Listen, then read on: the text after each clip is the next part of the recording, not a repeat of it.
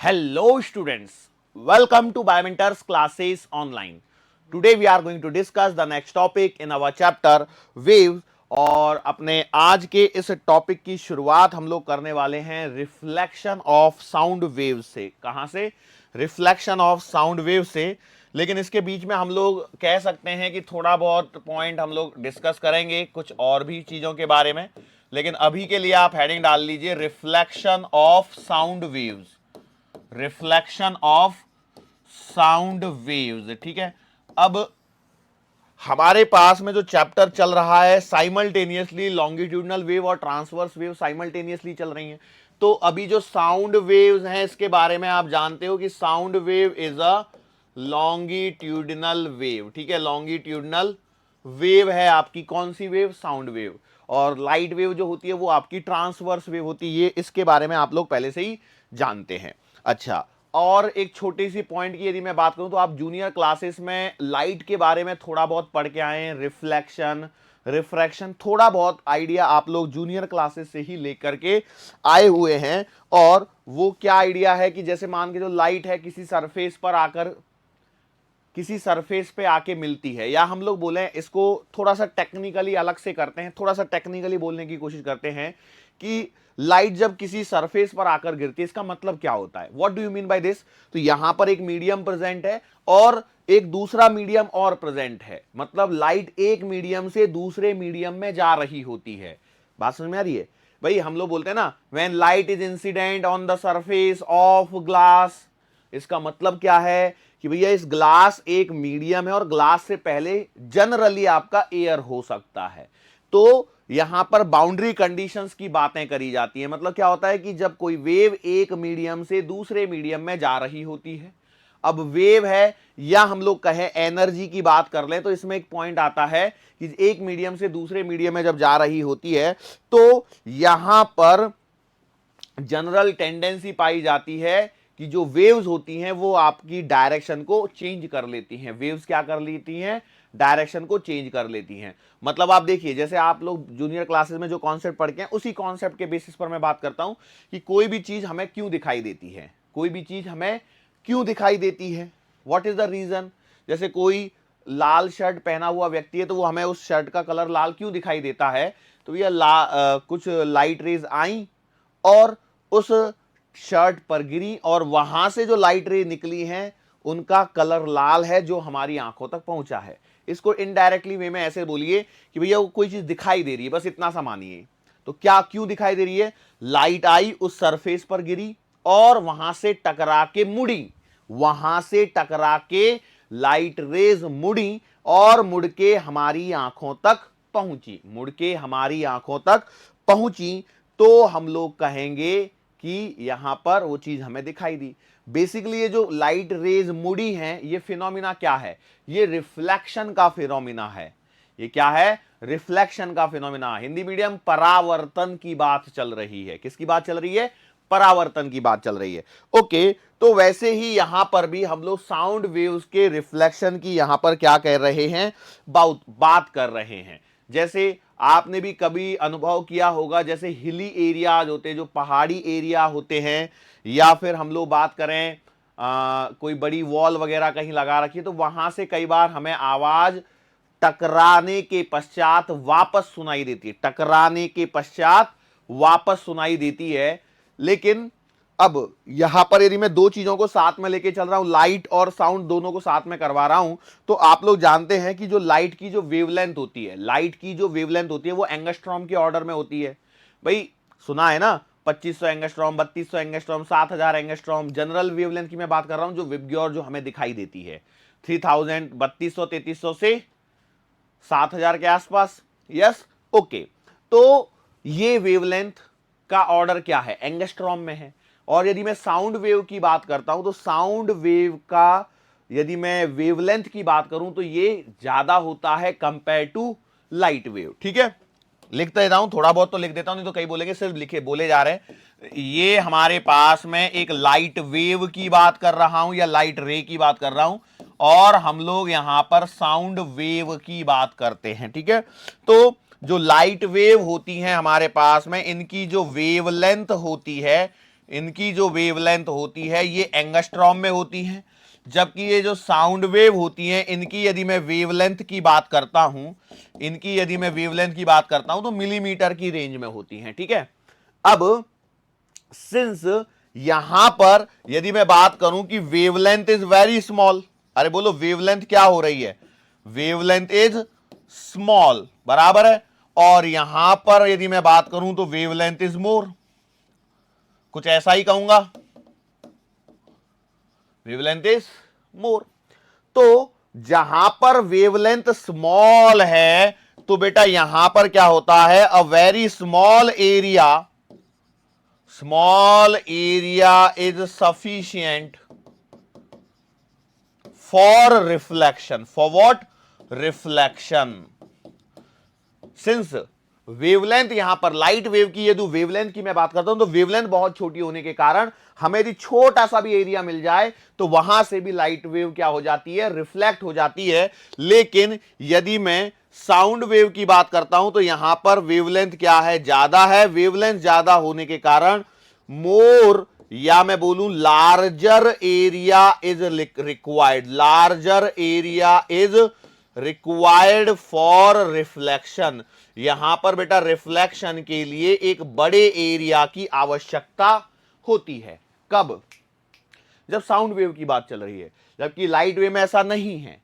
तो हमारा जो टॉपिक है अभी, देखो लाइट के बारे में तो हम लोग पूरा पढ़ेंगे बाद में, रे ऑप्टिक्स वेव ऑप्टिक्स पूरा पढ़ना है, लेकिन यहां पे छोटी छोटी सी चीजें आ रही हैं तो उनको सिर्फ रिलेट करवाने के लिए हम लोग क्या कर रहे हैं, इसको यहां पर देख रहे हैं। अब बेसिकली हमारी जो हेडिंग थी रिफ्लेक्शन ऑफ साउंड वेव, इसको यदि मुझे समझना है तो इसका एक बेस्ट एग्जांपल होता है वैसे तो इको के बारे में हम लोगों को डिस्कस करना है, लेकिन इको को डिस्कस करने के लिए हम लोग क्या करते हैं, एक एक्सपेरिमेंट को देखते हैं। हम लोग क्या करते हैं, एक एक्सपेरिमेंट को देखते हैं, और इस एक्सपेरिमेंट के अंदर में हम लोग क्या लेते हैं, कॉनकेव मिरर लेते हैं ऑफ लार्ज साइज, ठीक है, और उन्हें हम लोग क्या कर देते हैं, placed parallel to each other also, parallel to each other तो रखा ही रखा है, फेसिंग ईच अदर, एक दूसरे की तरफ मुंह करके उन दोनों को मैंने क्या कर दिया है, रख दिया है। किन की बात चल रही है, concave mirror of large size को, इनको मैंने इस प्रकार से यहां पर रख दिया है। अब आगे क्या हो रहा है, अब यदि मैं बात करता हूं डायग्रामेटिकली तो देखो कुछ एक ऐसा बना दिया, एक ऐसा बना दिया, इन दोनों की एक्सिस को मिला दिया है ना। तो इस एक्सिस पर कहीं मान के चलो यदि मैं इसको मिरर नंबर 1 नाम देता हूं, इसको मिरर नंबर 2 नाम देता हूं, तो इसका एक फोकल पॉइंट आएगा जिसे मैं F1 नाम दे देता हूं, और इसका एक फोकल पॉइंट आएगा मैं जिसको F2 नाम दे देता हूं। ठीक है, अब मैं यहां पर आप लोगों से एक छोटी सी एक्सपेक्टेशन रख रहा हूं, छोटी सी एक अपेक्षा है मेरी, और वो अपेक्षा ये है कि आपने जूनियर क्लासेस में 9th और 10th के सीबीएसई में तो आपने डेफिनेटली पढ़ा होगा। अदर स्टेट बोर्ड्स के बारे में मैं इतना नहीं कह सकता हूं कि भाई अलग अलग स्टेट बोर्ड में अलग अलग चीजें होती हैं, लेकिन वहां पर आपने बेसिक इमेजेस बनाना जरूर सीखा होगा with the help of mirror, concave mirror, convex mirror, इनसे आपने इमेजेस को जरूर जरूर बनाया होगा। यस और नो? तो जब आपने इमेजेस को बनाया होगा या फिर लॉज ऑफ रिफ्लेक्शन वगैरह पढ़ लिए होंगे तो इतना तो पता होगा कि यदि कोई लाइट रे फोकस से होते हुए यहां पर आती है तो उसके बाद it becomes parallel to the principal axis. मतलब क्या है, यदि ऐसे आई फोकस से होती हुई मिरर पर गिरी तो it will become parallel to the principal axis, या फिर यदि कोई light ray parallel to principal axis आती है तो after reflection it passes through what, focal point. इतना बेसिक तो आपको आता होगा, क्या इतनी एक्सपेक्टेशंस मैं रख सकता हूं? यस और नो? तो बेसिकली वो लॉज ऑफ रिफ्लेक्शन में जो हम लोग बात कर रहे थे वो लाइट रेज में ही हम लोगों ने रे ऑप्टिक्स वाले सेक्शन में पढ़ना है हम लोगों को, लेकिन जूनियर क्लासेस में आपने इतना तो पढ़ा होगा। वहां पर होता क्या है कि वहां पर हम लोग स्पेसिफिकली लाइट चैप्टर को डिस्कस कर रहे होते हैं, तो इसलिए हम लोग वहां पर बोलते हैं when a light ray comes parallel to the principal axis then after reflection from the mirror it passes through the focal point या focus। एक लॉ ये पढ़ लेते हैं, दूसरा पढ़ लेते हैं when a light ray passing through the focus incident on the mirror then it becomes parallel to the principal axis. इतना बेसिक पढ़ लेते हैं, और सिंस वहां पर लाइट के बारे में चर्चा हो रही होती है तो वही लॉ हो जाते हैं, लेकिन ये लॉ हमारे लिए साउंड में भी काम में आने वाले हैं। तो हम लोग क्या करते हैं, इतना अरेंजमेंट कर लिया मैंने, ठीक है, 2 मिरर लगा दिए, सब काम कर लिया। अब छोटा सा अरेंजमेंट और कर लेते हैं। हम लोग क्या करते हैं, एक घड़ी लेके आते हैं, टिक टिक टिक टिक घड़ी। एक यहां पर हमारे पास में ये टिक टिक करने वाली घड़ी है, ठीक है, टिक टिक कर रही है। टिक टिक करती है कि नहीं करती है घड़ी? आपने कभी वो 35 रुपए वाली अलार्म घड़ी खरीदी हो कभी? मतलब मैंने तो लास्ट, मुझे याद है 2007 के आसपास में 30-35 रुपए की मिलती थी, ऐसी छोटी सी आती थी उसको। यदि और बड़ी भी घड़ी ले लो, कोई दिक्कत नहीं है, ऐसा थोड़ी वही लेनी है। तो मैं क्या बोल रहा हूं, यदि उसको आपने, यदि आपके घर में घड़ी तो होगी ना सर, अब काहे की घड़ी, अब तो सर मोबाइल में ही टाइम देख लेते हैं, कोई बात नहीं, लेकिन फिर भी जनरली घरों में एक बड़ी सी घड़ी होती है, तो उसके पास में ना अपने कान को ले जाके देखना, कान को घड़ी के पास में ले जाना, और देखना से मतलब है कि सुनना है। तो आपको घड़ी की टिक टिक टिक टिक की जो आवाज है टिक टिक टिक टिक सुनाई देगी, ठीक है, वही बात कर रहा हूं। और ये अरेंजमेंट में मैंने क्या किया, इस घड़ी को एक फोकल पॉइंट पे रख दिया, और अपने कान को ले जा करके, मान लो ये कान है हमारा, इसको इस दूसरे फोकल पर। अब देखो, यदि मैंने कॉनकेव मिरर लिए तो मुझे सब कुछ मालूम होगा, इसका फोकल पॉइंट मालूम होगा या नहीं होगा, यस और नो? इतना थोड़ा सा बेसिक मान के चल रहा हूं, ओके, चलो ठीक है। अब इसके बेसिस पर यहां पर एक एक्सपेरिमेंट किया जाता है, और उस एक्सपेरिमेंट को हम लोग यहां पर देखने की कोशिश करते हैं। क्या एक्सपेरिमेंट किया जाएगा भाई, यहां से जो टिक टिक टिक टिक चल रही है वो यहां से ऐसे जाएगी, है ना, इधर मैं गई, फिर यहां से रिफ्लेक्ट होके ये सीधी parallel to the principal axis बन गई, और parallel to the principal axis बनने के पश्चात अब यहां पर इस मिरर पर ये इंसिडेंट हुई है, तो it will pass through the focal point, yes और नो? क्या ऐसा ही होगा? मतलब यदि मैं यहां पर खड़ा हो जाता हूं मेरे कान को लेकर के, तो मुझे टिक टिक यहां पर भी सुनाई देगी। नाउ ऐसे ही सिमिलर वे में यदि मैं बात करता हूं, यहां पर मान के चलो, इसको यहां से देखो, यहां पे आई, रिफ्लेक्ट हो जाएगी, और वापस से यहां पर भी सुनाई देगी, ठीक है, श्योर? अब इसको जरा हम लोग यहां पर थोड़ा सा क्या करते हैं, एनालाइज करने की कोशिश करते हैं।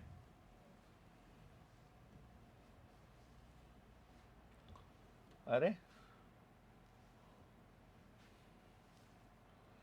इसको मैंने यहां पे अरेंज करवा दिया है, ठीक है, ये देखो,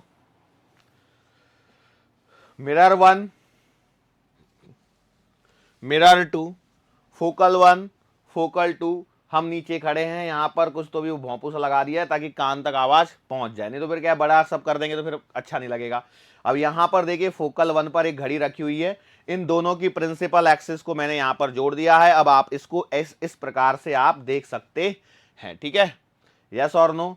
अब मेरा फोटो भी लग जाता है, मैं यहाँ पे बीच में घुस जाता तो अभी तो वो पीछे की ग्रीनरी दिखाई दे रही है, उसमें रिफ्लेक्शन आके, है ना, देख रहे हो? हाँ, अब क्या हो रहा है, अब ये घड़ी ने चलना चालू किया, टिक टिक, आराम से चलेगी घड़ी, ऐसे थोड़ी भागेगी फास्ट फास्ट, टिक टिक टिक टिक की जो साउंड आ रही है। अब ये यहां से जो साउंड प्रोड्यूस हुई है, ये यहां पर इस कर्व सरफेस से जाकर के क्या होगी, टकराएगी। तो भैया ये यहां से साउंड चली, कर्व सरफेस पे टकराई, टकराने के पश्चात क्या होगा, all the waves will become parallel to the principal axis. अब ये पैरेलल जो ही है प्रिंसिपल एक्सिस के, ये जाके दूसरे मिरर पे टकराएंगी, ये जाके दूसरे मिरर पे टकराई, और टकराने के पश्चात सारी की सारी कहां से पास होंगी बेटा, ये फोकल से पास होंगी, और ये एकदम साउंड यहां पर सुनाई दे रहा है। अब देखो जरा, हमने इस एक्सपेरिमेंट में थोड़ा सा कुछ चेंजेस किया। हमने क्या किया है कि ये जब फोकस पे रखा है तो आपको साउंड सुनाई दे रहा है, ये 3 डॉट दिख रहे हैं, सारे गामा पाधा निसा, वैसा ही कुछ तो भी है, ओके। अब यदि मैं इसको इधर उधर करता हूं तो मुझे यहां पर साउंड क्लियरली सुनाई नहीं देगा।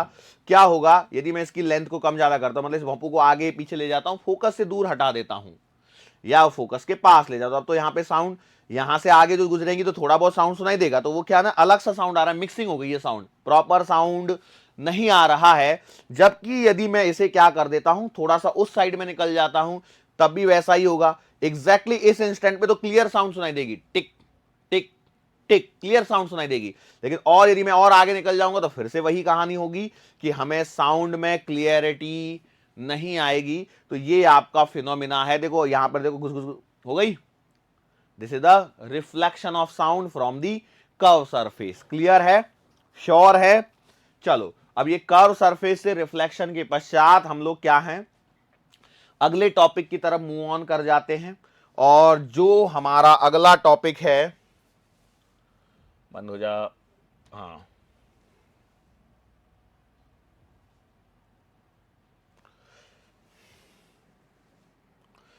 अगला जो हम लोग टॉपिक की बात कर रहे हैं तो उसमें देखो ये इको वीको वाले पॉइंट को और थोड़ा सा कवर कर लेते हैं। इको वीको वाले पॉइंट को भी क्या कर लेते हैं, कवर कर लेते हैं। इको का मतलब क्या होता है, what do you mean by echo? जब हमारी साउंड वेव चलती है वो किसी सरफेस से जाके टकराती है और टकराने के पश्चात वो जब आवाज हमें वापस से सुनाई देने लगती है तो उस साउंड को कहा जाता है इको। उस साउंड को क्या कहा जाता है बेटा, इको कहा जाता है। यस और नो? रिफ्लेक्शन का फिनोमिना हमने देखा कर्व सरफेस पे, बाकी और हम लोगों को देखना है। अभी रिफ्लेक्शन तो देखना है, ट्रांसवर्स वेव्स और लॉन्गिट्यूडनल वेव्स दोनों का रिफ्लेक्शन फिर से देखना है। तब हम लोग क्या करेंगे, अभी तो बस मैंने क्या किया है, रिफ्लेक्शन ऑफ साउंड को देखा है कर्व सरफेस से, बस इतना सा ही हमारे काम का है। अब हम लोग बात कर लेते हैं, इको की बात कर लेते हैं। तो मान के चलो, देखो यहां पर कोई तो भी एक दीवार है, ठीक है, यहां पर कोई तो भी एक दीवार है और ये यहां पर ऐसा ये ग्राउंड बना लिया हम लोगों ने, ये दीवार बना ली और आप लोगों ने यहां पे खड़े होके चिल्लाना है, जोर से आवाज दी है ना। तो क्या बोलोगे, कुछ तो भी दे दो, हेलो, है ना। मैंने बोला हेलो, जोर से चिल्ला के हेलो बोला, तो भैया क्या होगा, ये हेलो यहां से चलेगा, यहां टकराएगा, टकरा के वापस हमें सुनाई देगा।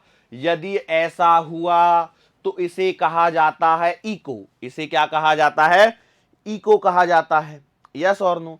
अब देखो जनरली हमें यदि ये हेलो बोला गया है तो ये मेरे मुंह से बोला गया होगा, मतलब ये आपका एक साउंड सिग्नल है या साउंड वेव है, ठीक है। साउंड सिग्नल या वेव कुछ भी मान लीजिए, साउंड सिग्नल है। जनरली इसकी स्पीड मुझे पता होती है, लेकिन मैं मान लेता हूं कि speed of this sound is V, ठीक है।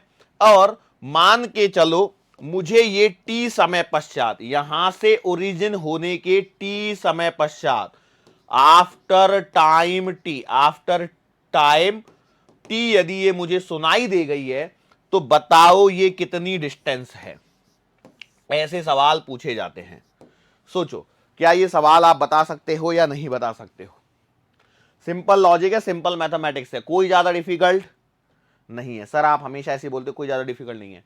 अरे सोचो, ये टी समय पश्चात इको सुनाई दे रही है, तो हम लोग जानते हैं स्पीड बराबर होती है आपके पास में डिस्टेंस अपॉन टाइम।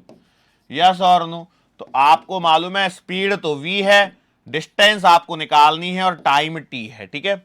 अब ओरिजिनली देखो बेसिकली हुआ क्या है, यदि यहां पर ध्यान से देखो तो ये पहले यहां से डी डिस्टेंस चली गई है और वापस से डी डिस्टेंस आई गई है।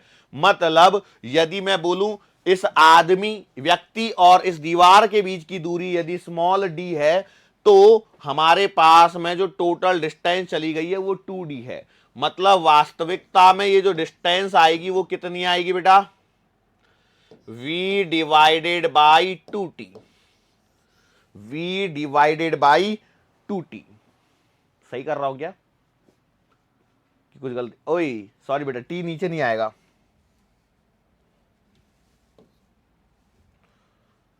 भाई t इधर जाएगा ना, तो vt divided by 2, vt divided by 2।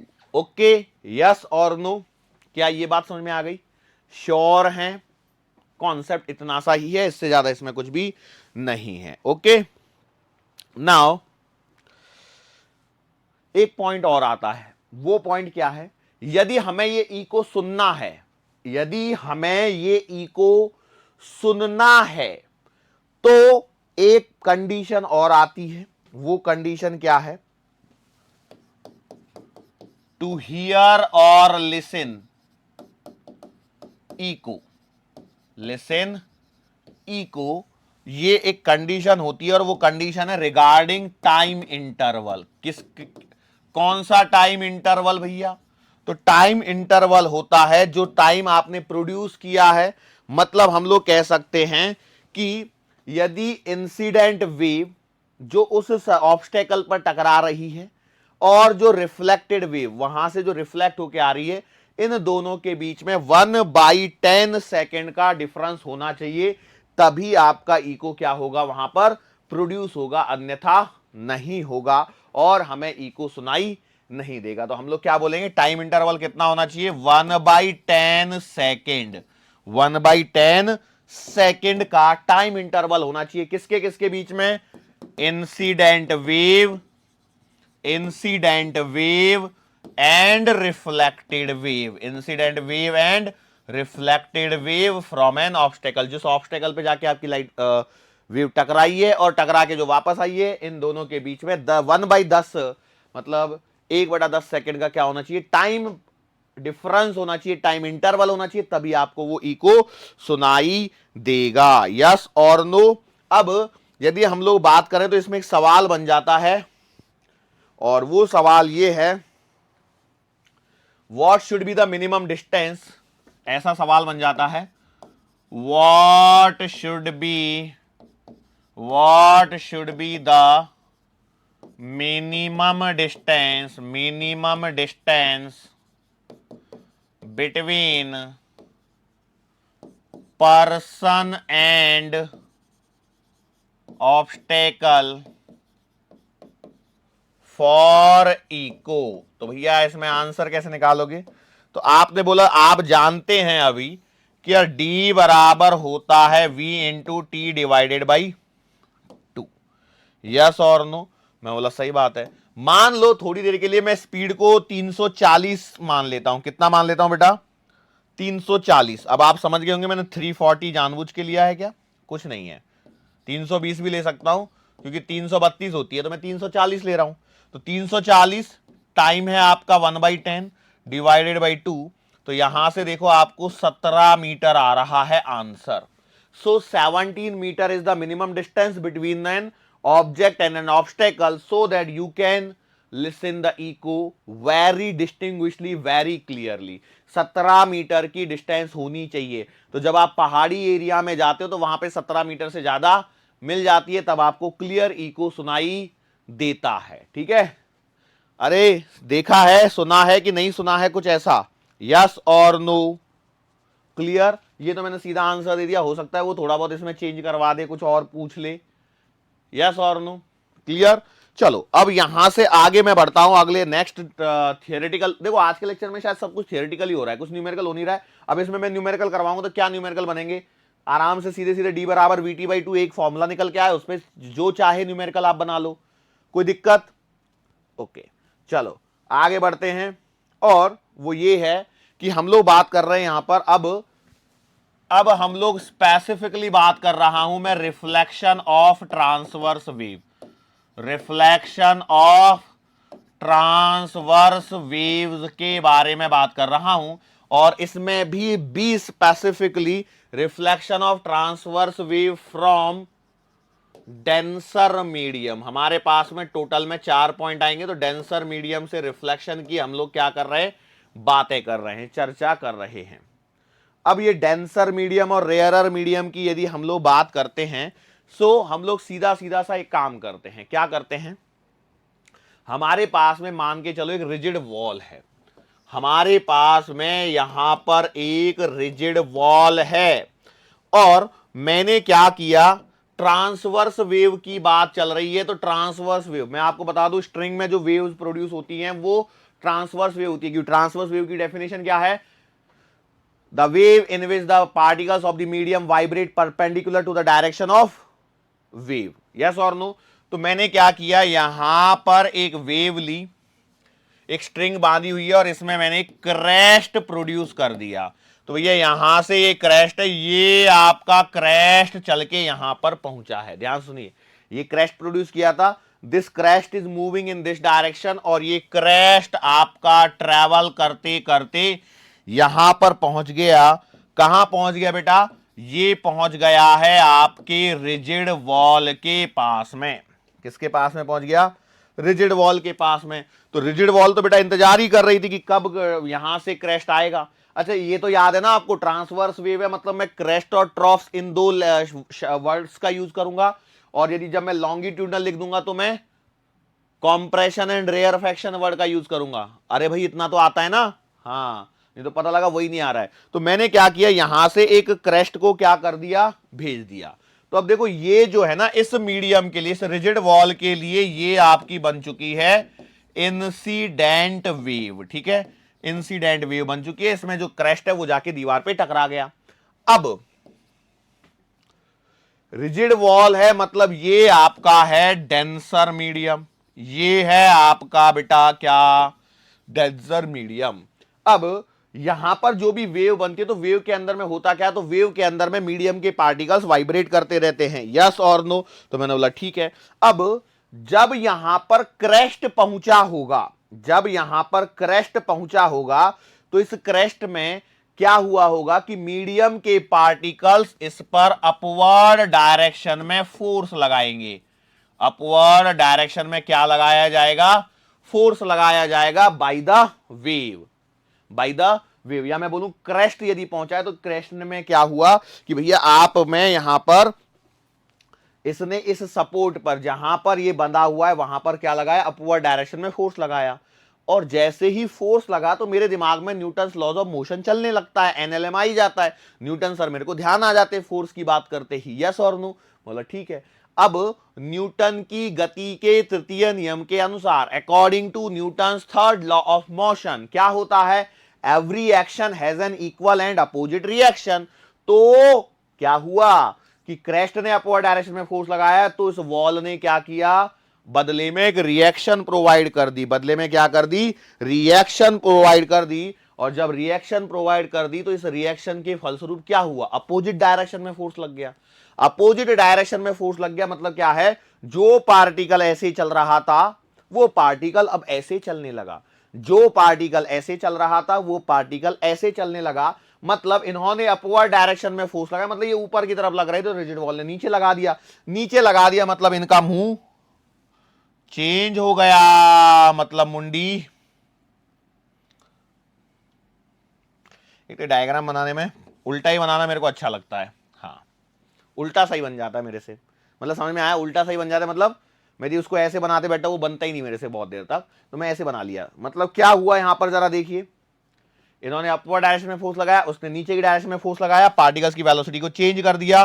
तो बेटा वॉल ने यहां पर जो रिएक्शन दी है वो कौन सी डायरेक्शन में दे दी, डाउनवर्ड डायरेक्शन में। डाउनवर्ड डायरेक्शन में हो गया मतलब पार्टिकल की वेलोसिटी चेंज हो गई। तो ये क्रेस्ट जो है ये आपका कन्वर्ट हो चुका है किसमें, ट्रॉफ में। किसमें कन्वर्ट हो चुका है, ट्रॉफ में कन्वर्ट हो चुका है। और बेटा अब ये ऐसे गर्दन झुकाए वापस जा रहा है, जो है आपकी रिफ्लेक्टेड वेव, जो क्या है आपकी रिफ्लेक्टेड वेव। ठीक है, तो अब आपको मैंने ये कॉन्सेप्ट तो एक्सप्लेन कर दिया। अब कॉन्सेप्ट एक्सप्लेन करने के पश्चात मैं तो आपको सीधा सीधा बोलूंगा याद क्या होना चाहिए, सुनिए। आपके पास में है ट्रांसवर्स वेव, आपके पास में है ट्रांसवर्स वेव। ओके, जब आपकी कोई ट्रांसवर्स वेव रेयरर मीडियम से डेंसर मीडियम में जाती है, रेयरर मीडियम से डेंसर मीडियम में जाती है, तो जो आपका कॉम्प्रेशन है, सॉरी, जो आपका क्रेस्ट है वो आपका ट्रॉफ बन के लौटेगा, और जो आपका ट्रॉफ है वो आपका क्रेस्ट बन के लौटेगा। ये आपको इस पर कितने एक दो सवाल तो बन ही जाएंगे ना छोटे से डेटा पर, यस और नो। लेकिन मान के चलो यदि हम लोग उल्टी बात कर लें, हम लोग क्या कर लें, उल्टी कहानी की बात कर लें। मतलब ये है कि डेंसर से रेयरर में आ जाएं, किस में आ जाएं बेटा, डेंसर से रेयरर में आ जाते हैं, तो क्या होगा, डेंसर से रेयरर। तो हम लोग लिखेंगे यहां पर हा हा हा reflection of transverse wave from rarer medium. ठीक है, ध्यान रखना बेटा, पहले हम लोग डेंसर को पढ़ चुके हैं, मैं रेयरर मीडियम को इसी के नीचे लिख रहा हूं ताकि आपको पता लगे। यहां पर क्या हो रहा है, वेव रेयरर से डेंसर में जा रही है तो क्रेस्ट आपका ट्रॉफ बन रहा है, ट्रॉफ आपका क्रेस्ट बन रहा है। हालांकि अब आप समझ चुके होंगे कि इसमें ऐसा नहीं होगा, इसमें क्या होगा, इसमें सिंपल सिंपल सी चीजें होने लगेंगी। ठीक है, अब बेसिकली देखो क्या हो रहा है, यदि आपके पास में ऐसी कोई सिचुएशन बनी है, मैंने बोला यहां से चला है बेटा आपका क्रैश, तो बेटा ये आपका क्रैश चल गया, और जब क्रैश चल रहा है तो यहां पे एक पॉइंट को और ध्यान रखिए, इधर में आपका डेंसर मीडियम है और इधर में आपका रेयरर मीडियम है। ठीक है, इधर में आपका डेंसर मीडियम, इधर में आपका रेयरर मीडियम है। यहां पर हो क्या रहा है इसको समझिए जरा। ये जो क्रेस्ट जब चल रहा है, जब यहां से क्रेस्ट चल रहा है तो इसमें मीडियम के पार्टिकल्स क्या कर रहे हैं, वाइब्रेट कर रहे हैं, जो कि डेंसर वाले हैं। लेकिन जब ये डेंसर से रेयरर में पहुंचता है तो ये जो रेयरर मीडियम के जो पार्टिकल्स हैं, जो रेयरर मीडियम के पार्टिकल्स हैं, they also starts vibrating, they also starts vibrating with the crest, vibrating with crest. और सिंस यदि ये क्रेस्ट के साथ में वाइब्रेट करने लग जाएंगे तो ये वापस में क्या मिलेगा, वापस में आपको क्रेस्ट ही मिलेगा। तो इंसिडेंट और रिफ्लेक्टेड वेव में सेम ही होगा। मतलब यहां पर जो आपको लिखना है वो पॉइंट क्या लिखना है, ध्यान रखना कि जब आप डेंसर से रेयरर में जाओगे तो रिफ्लेक्शन में क्रेस्ट जो है, आफ्टर रिफ्लेक्शन क्रेस्ट जो है वो क्रेस्ट ही मिलेगा, और जो आपका ट्रॉफ है वो आपको ट्रॉफ ही मिलेगा। ये बात लिखी जा रही है फॉरवर्ड, ये लिखी जा रही हैं after reflection, after reflection crest आपका क्रैश ही रहेगा और ट्रॉफ आपका ट्रॉफ ही रहेगा। कब, जब आप डेंसर से रेयरर में जा रहे हो। लेकिन रेयरर से डेंसर में गए तो क्रैश ट्रॉफ बन जाएगा, ट्रॉफ क्रैश बन जाएगा। 4 सवाल हो गए ये, और कुछ भी नहीं इससे ज्यादा इसमें। ठीक है, अरे फिनोमिना क्लियर है। चलो अब हम लोग ऐसे ही अगली बात करते हैं। ट्रांसवर्स खत्म हो गया। देखो ट्रांसवर्स वेव में मैंने रिफ्लेक्शन पढ़ा दिया है, rarer to denser, denser to rarer. अब हम लोगों को बात करनी है लॉन्गिट्यूडनल वेव की, तो हम लोग छोटी सी हेडिंग डाल सकते हैं यहां पर, reflection of longitudinal waves, longitudinal waves. ठीक है, और एज यूजुअली पहले हम लोग किसको बात कर लेते हैं, from rarer to denser, rarer to denser. तो हम लोग क्या करेंगे, यहां पर एक वॉल बनाएंगे, फिर से वही रिजिड वॉल बना दी। अब यहां पर फिर से अब लॉन्गिट्यूडनल वेव की मैं बात करता हूं, मतलब मैं मान लेता हूं साउंड वेव जैसा कुछ तो भी है। क्या है, साउंड वेव जैसा कुछ तो भी है। तो मैंने माना कि यार साउंड वेव यदि चलेगी तो कॉम्प्रेशन और रेयरफेक्शन चलेंगे। तो मैंने माना यहां पर रेयरफेक्शन था, फिर कॉम्प्रेशन था, फिर रेयरफेक्शन था, है ना। और इसमें यहां पर क्या हो रहा है, कॉम्प्रेशन इज रीचेज, कॉम्प्रेशन आपका पहुंच रहा है उस रिजिड बाउंड्री पे। आपका क्या हो रहा है, compression reaches at rigid boundary, rigid boundary. इसका मतलब ये है, यहां पर आपको समझ में आना चाहिए, ये आपका रेयरर मीडियम है और ये आपका डेंसर मीडियम है।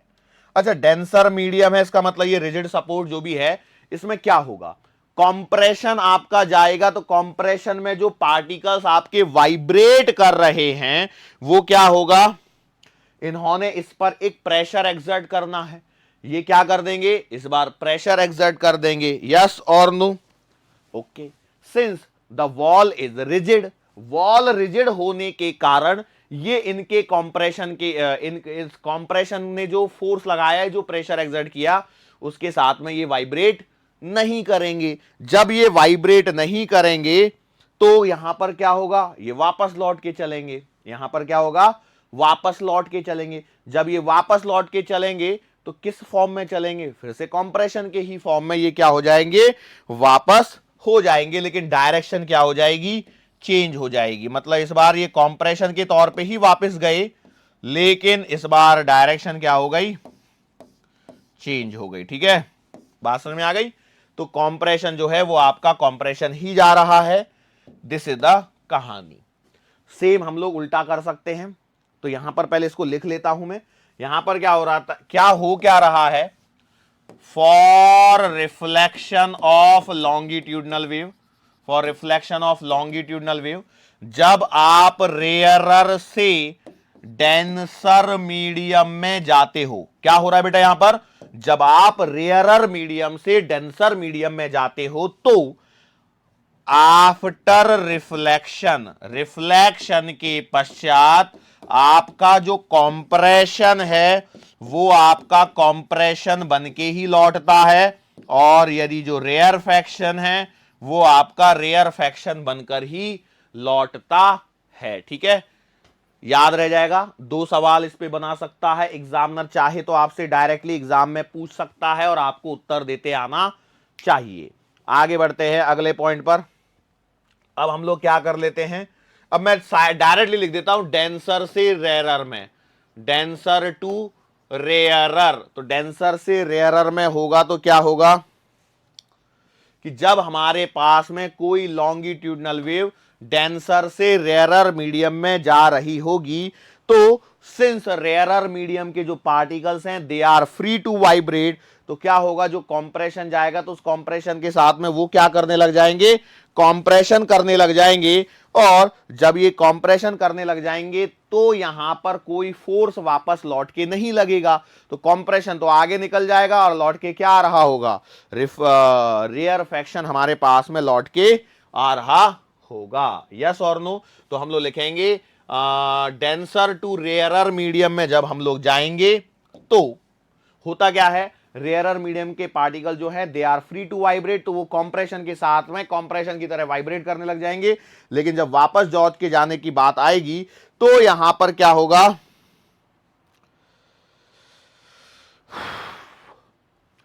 वापस लौट के जाने की जब बात आएगी तो ये वाले जो पार्टिकल्स हैं रेयर मीडियम वाले, वो कॉम्प्रेशन पर कोई फोर्स एक्सर्ट नहीं करेंगे। जब कॉम्प्रेशन पर कोई फोर्स एक्सर्ट नहीं करेंगे तो यहां पर ये क्या बन जाएगा, रेयर फैक्शन बन जाएगा।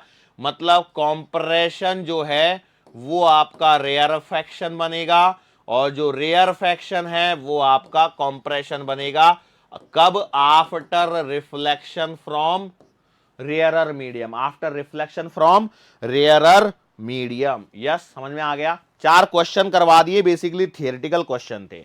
अब बेसिकली यहां पर यदि आपको इन चीजों को समझना है तो आपको एक ये सारा फिनोमिना समझने के लिए जो भी हमने किया है, अब देखो या तो याद हो जाए, याद कैसे होगा सुनो, rarer to denser, rarer to denser, compression गया तो आपको क्या मिलेगा, सॉरी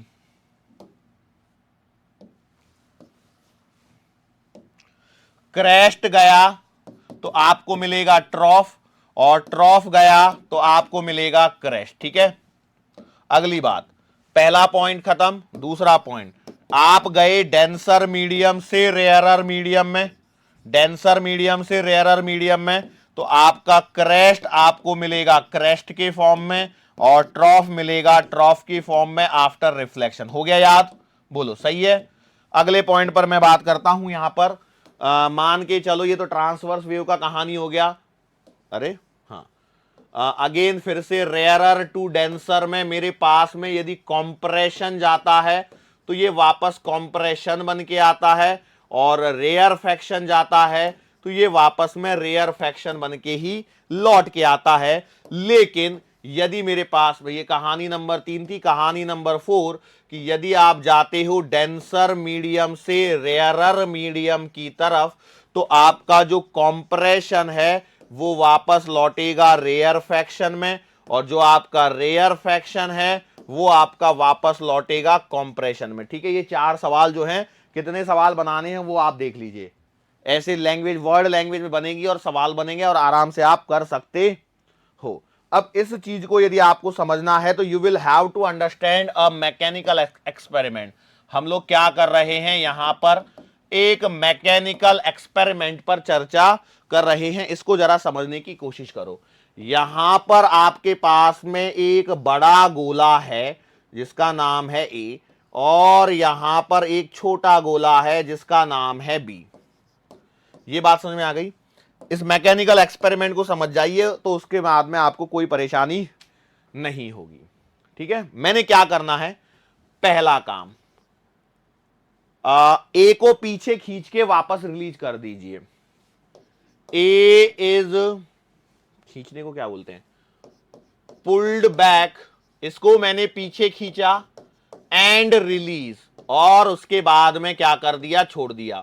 अब इसको समझने से पहले यहां पर एक बात और समझ लीजिए, और वो समझने वाली बात यह है कि ये जो बॉडी है ये कैसी है, रिजिड बॉडी है। ठीक है, तो मैंने ए को पीछे की तरफ खींचा और इसको छोड़ दिया, तो छोड़ने पर क्या होगा, तो होगा ये कि हमारे पास में जो ए है ये पहले यहां तक पहुंचा होगा, फिर ये यहां से जाके इससे टकराएगा, तो टकराने के पश्चात क्या होगा, आफ्टर कोलिजन, बेटा ये दोनों की दोनों जो गोले हैं, क्या ये दोनों एक साथ में ही नहीं चलने लगेंगे क्या?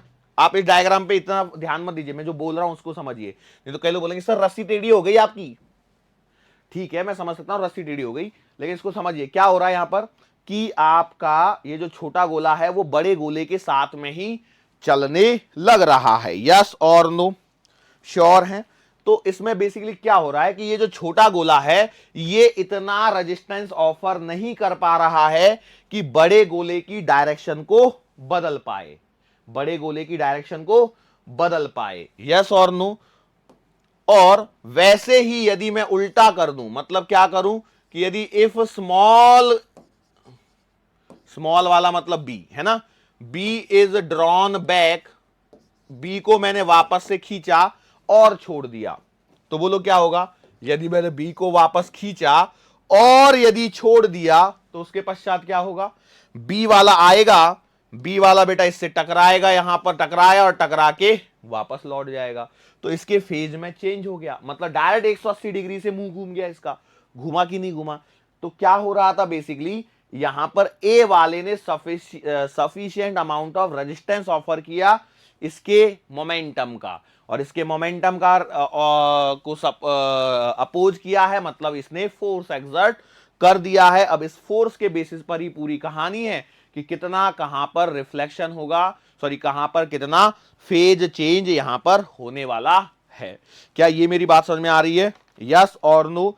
तो यदि ये वाली बात आपको समझ में आ गई है तो अगला जो हमारा टॉपिक है वो है आपका सुपरपोजिशन ऑफ वेव्स। क्या है? Superposition of waves. इस टॉपिक को हम लोग आगे कंटिन्यू करते हैं। चलो भाई, next point is superposition of waves. Waves का सुपरपोजिशन करवाना है। ठीक है, तो सुपरपोजिशन ऑफ वेव्स की जब मैं बात करता हूं तो मैंने क्या किया,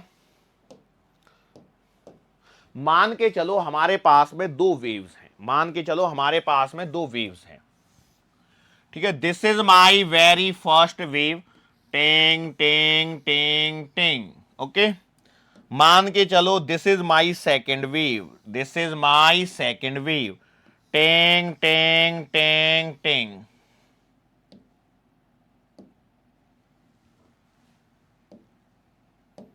ओके, थोड़ा सा इसमें अरेंजमेंट कर लेता हूं, सही सही बन जाएगी, ताकि ये डॉटेड लाइन से हमें थोड़ी सी मदद मिलेगी जरा डायग्राम को सही सही बनाने में।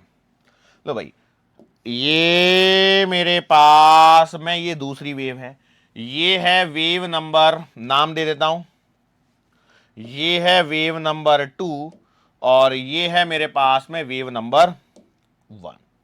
ठीक है, तो सुपरपोजिशन प्रिंसिपल होता क्या है, पहले तो हमें उसके बारे में बात करनी पड़ेगी। What is the superposition? तो भैया superposition of principal for the wave कहता है कि यदि आपके पास में दो या दो से ज्यादा वेव्स हैं, अब हमें जो सिलेबस में पढ़ना है उसमें दो ही पढ़नी है, वैसे दो से ज्यादा भी हो सकती हैं। मान के चलो किसी मीडियम में ट्रैवल कर रही दो वेव्स किसी एक पॉइंट पर पहुंचती हैं, किसी एक पॉइंट पर पहुंचती हैं, तो भैया उस पॉइंट पर हर वेव अपना एक खुद का डिस्प्लेसमेंट प्रोड्यूस करती हैं, हर वेव अपना खुद का एक डिस्प्लेसमेंट प्रोड्यूस करती हैं, इंडिपेंडेंट ऑफ अदर्स, दूसरों पर वो डिस्प्लेसमेंट निर्भर नहीं करता है, लेकिन उस पॉइंट पर जो रिजल्टेंट डिस्प्लेसमेंट होता है that is the vector sum of individual displacement, that is the vector sum of individual displacement. बात समझ में आ रही है? मतलब क्या हुआ कि भैया यहां पर यदि मैं ध्यान से देखूं तो मैं ये लाइन खींच रहा हूं, इस पॉइंट पर इसने अपना डिस्प्लेसमेंट दिया, इसने भी दिया, मान चलो इस पॉइंट पर ये पहुंचे, ठीक है। इसके आगे देखो तो इसका डिस्प्लेसमेंट इतना सा है, ऐसे इसका भी डिस्प्लेसमेंट इतना है। मतलब यहां पर यदि मैं बात करूं तो बड़ा डिस्प्लेसमेंट हो गया कि नहीं हो गया? सोचिए कॉमन सेंस से। मैंने क्या बोला, सुपर पोजिशन ऑफ वेव्स में क्या होता है कि मान के चलो किसी मीडियम में दो या दो से ज्यादा वेव ट्रेवल कर रही हैं, करने दो ट्रेवल, क्या दिक्कत है? कोई दिक्कत नहीं है। अब हुआ ये कि भैया किसी पॉइंट पर मान के चलो ये पहुंची, किसी पॉइंट पर मान के चलो ये पहुंची, तो हर वेव अपना खुद का डिस्प्लेसमेंट प्रोड्यूस करेंगी इंडिपेंडेंट ऑफ अदर, वो दूसरों पर डिपेंडेंट नहीं रहेगा। लेकिन उस पॉइंट पर जो रिजल्टेंट डिस्प्लेसमेंट आएगा that will be the vector sum of individual displacement. बात समझ में आ गई? ये जो अलग अलग उन्होंने प्रोड्यूस कर लिए उनके वेक्टर सम के बराबर क्या होगा? नेट डिस्प्लेसमेंट आएगा। मतलब भैया यहां पर कुछ ऐसा देखने को मिलेगा। बात समझ में आ गई? श्योर हैं या नहीं है? कई लोग बोलेंगे सर डेफिनेशन लिखवा देते तो बढ़िया रहता था। देखो समझिए, डेफिनेशन सुपरपोजिशन और प्रिंसिपल क्या कहता है कि व्हेन टू और मोर waves traveling in a medium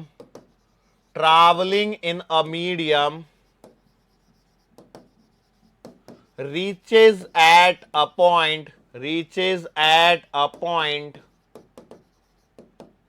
then every wave produces its own displacement independent of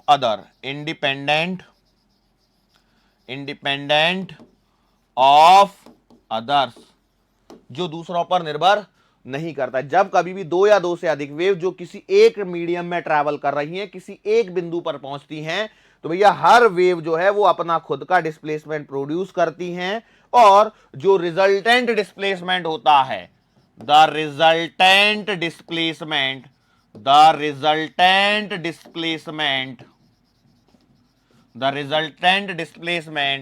at that point is vector sum of individual displacement. बोलो समझ में आया क्या? यस और नो? यदि ये पॉइंट आपको समझ में आया है तो भैया हम लोग एक काम करते हैं, यहां पर फटाफट से फिर से दो वेव ले लेता हूं मैं, ठीक है। एक पहली वेव मैंने यहां पे ले ली, ऐसे ऐसे और ऐसे, ठीक है, ले ली पहली वेव। मैंने यहां पर डॉटेड लाइन मार दी है, ठीक है। डॉटेड लाइन मारने से क्या हो जाएगा? आपको क्लियरली डिफरेंसेस दिखाई देने लगेंगे। मैंने यहां पर दूसरी वेव बना दी है, ठीक है। अब क्या करना है?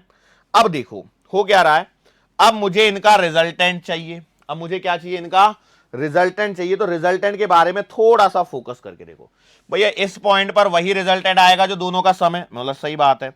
लेकिन यहां पर जब मैं देखूंगा तो देखो यहां पर इसका डिस्प्लेसमेंट ऊपर है, इसका डिस्प्लेसमेंट क्या है? नीचे है। सेम पोजीशन पर यदि मैं बात कर रहा हूं तो ये दोनों तो आपस में एक दूसरे को कैंसिल कर देंगे, तो यहां पे जीरो आएगा क्या? बिल्कुल सही बात है।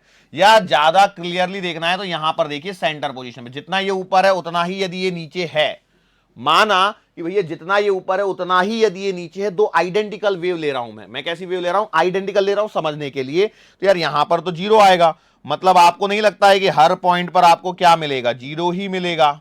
बोलो यस और नो? मतलब यहां पर ये सुपरपोजिशन से कुछ चीजें हमारे पास में आने वाली हैं। सुपरपोजिशन पढ़ने से हमारे पास में कुछ चीजें निकल के आने वाली हैं, और इसे कहा जाता है इंटरफेरेंस। बेसिकली क्या है? जब दो वेव्स किसी पॉइंट पर आकर मिलती हैं तो इस फिनोमिना को कहा जाता है इंटरफेरेंस। इस फिनोमिना को क्या कहा जाता है? इंटरफेरेंस हम लोग कहते हैं। यस और नो? तो हम लोग यहां पर डेफिनेशन लिखें क्या? लो भाई अगला पॉइंट मैं डेफिनेशन के तौर पे लिख देता हूं यहां पे, when two waves meet each other at a point, then due to superposition, superposition होने के कारण, due to the superposition, the net effect produced is called as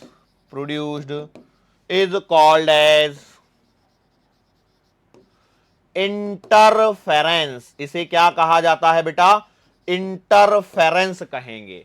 अब यहां पर इंटरफेरेंस वर्ड लिखते ही मेरे पास में और चीजें आगे बढ़ने लगती है, और वो ये है कि इंटरफेरेंस आपका फिर से दो टाइप का होता है।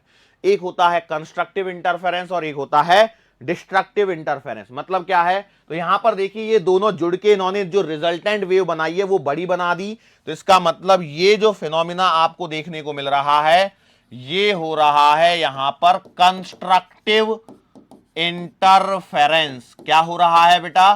कंस्ट्रक्टिव इंटरफेरेंस, मतलब कुछ कंस्ट्रक्शन हो रहा है, ऐसे मान के चलिए। इन्होंने क्या किया? वेव नंबर 1 वेव नंबर 2 ने मिलके जो रिजल्टेंट वेव बनाई है उसको बड़ा कर दिया है ना। रिजल्टेंट वेव जो बनी है वो बड़ी हो गई, तो यहां पर कुछ कंस्ट्रक्शन का काम हुआ, ऐसा मानिए। तो इसे कंस्ट्रक्टिव इंटरफेरेंस कहेंगे। और यहां पर देखिए क्या हुआ, इस वेव ने, वेव नंबर 1 और वेव नंबर 2 ने आपस में ही एक दूसरे को मार दिया, डिस्ट्रॉय कर दिया। तो इसे बेटा यहां पर डिस्ट्रक्टिव इंटरफेरेंस कहेंगे। क्या कहेंगे? डिस्ट्रक्टिव इंटरफेरेंस कहेंगे। Basically interference is what? Interference is the effect of superposition. Interference is what? Interference is the effect of superposition of wave.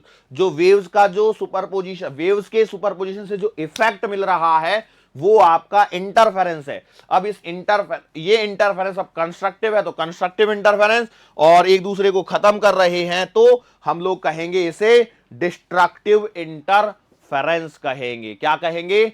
Destructive interference कहेंगे। यस और नो? क्या ये छोटा सा पॉइंट आपको समझ में आया है या नहीं आया है? बोलो, सिंपल सी बात है। यस और no? Okay.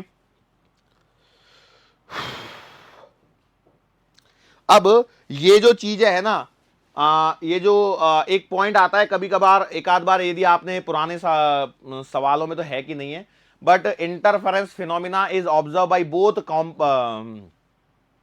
Transverse waves as well as longitudinal wave. मतलब ऐसा नहीं है कि पता लगा आप लोगों ने अपने मन से लगा दिया कि सर ने ये वेव के लिए दिखाया था, ऐसे तो हमारे पास शायद ट्रांसवर्स वेव बनाते हैं और लॉन्गिट्यूडनल तो वो लाइन लाइन वाली बनाते हैं, तो इसका मतलब कि इंटरफेरेंस का phenomena is applicable only for transverse wave. ऐसा दिमाग में नहीं लाना है। इंटरफेरेंस का फिनोमिना जो है it is applicable for both transverse waves as well as longitudinal waves. हाँ, लेकिन जब हम लोग कंस्ट्रक्टिव या डिस्ट्रक्टिव की बात कर रहे होंगे तो जब दो वेव्स ले रहे होंगे उन्हें एक जैसा लेना है। मतलब जब दो ट्रांसवर्स वेव्स लोगे और उनके सुपरपोजिशन से रिजल्टेंट बड़ा आ गया एम्पलीट्यूड, तो कंस्ट्रक्टिव इंटरफेरेंस, और एक दूसरे को खत्म कर दिया तो डिस्ट्रक्टिव इंटरफेरेंस। सिमिलरली यदि हमारे पास में मान के चलो लॉन्गिट्यूडनल वेव्स ली हैं आपने, तो लॉन्गिट्यूडनल के कारण भी बिल्कुल वैसे ही आपको देखने को मिलने वाला है। यस और नो? श्योर हैं? श्योर और नॉट? अब यहां पर एक पॉइंट और मैं बताता हूं, कंस्ट्रक्टिव इंटरफेरेंस में हमारे पास में जो रिजल्टेंट इंटेंसिटी मिलती है वो मैक्सिमम मिलती है। सर ये इंटेंसिटी वाला वर्ड क्या है, कैसे है? तो बेटा इंटेंसिटी से हमारे पास में एक लाउडनेस करके वर्ड आएगा, उसके बारे में भी हम लोगों को डिस्कस करना है, लेकिन शायद आज के लेक्चर में हम लोग उन चीजों को डिस्कस नहीं कर पाएंगे। आज के लेक्चर में कुछ बेसिक बातें ही जो चल रही थी उन्हीं को हम लोगों को यहां पर समाप्त करना है। लेकिन हाँ, पॉइंट जो मेरे को बताना था वो मैं यहां पर आपको बता चुका हूं। यस और नो? श्योर है क्या? क्लियर? अच्छा, यदि मैं पर्टिकुलरली बात करूं तो हम लोग साउंड वेव के बारे में बात करें तो कॉम्प्रेशन और रेयरफेक्शन मिलेंगे या रेयरफेक्शन एंड कॉम्प्रेशन मिलेंगे। बेसिकली ये ज्यादा डिटेल में हम लोगों को ऑप्टिक्स वाले सेक्शन में पढ़ना होता है, ठीक है? यहां तो हम लोग एकदम सिंपल सिंपल सी चीजें पढ़ रहे हैं। और यदि ट्रांसवर्स वेव में बात करूंगा तो मैं क्या बोलूंगा, क्रेस्ट और क्रेस्ट मिलेंगे, ट्रॉफ और ट्रॉफ मिलेंगे, तो कंस्ट्रक्टिव इंटरफेरेंस। लेकिन यदि क्रेस्ट ट्रॉफ से मिल गया तो डिस्ट्रक्टिव इंटरफेरेंस हो जाएगा। Is it clear to you? Yes और नो? श्योर है? सो बेटा आज का इस पूरे थियोरेटिकल सेशन के बाद में आज का लेक्चर यहां पर हमारा समाप्त होता है। मुलाकात हम लोग फिर से करेंगे आने वाले अगले लेक्चर में। उस समय हमारे टॉपिक चल रहे होंगे फॉर्मेशन ऑफ बीट्स पर हम लोग पहुंच चुके होंगे, और मुझे लगता है बीट्स के बाद में मोस्ट प्रोबेबली हो सकता है डॉपलर इफेक्ट भी खत्म हो जाए।